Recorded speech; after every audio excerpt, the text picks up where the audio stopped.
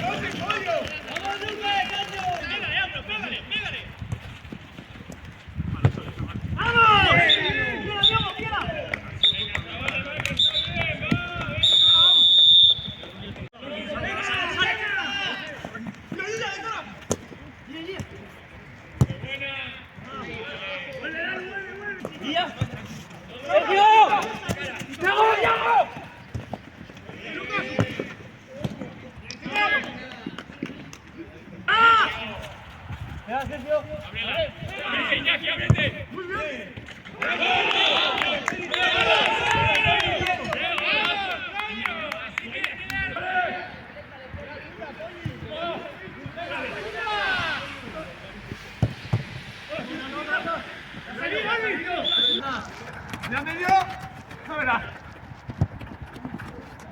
¡Buenísimo!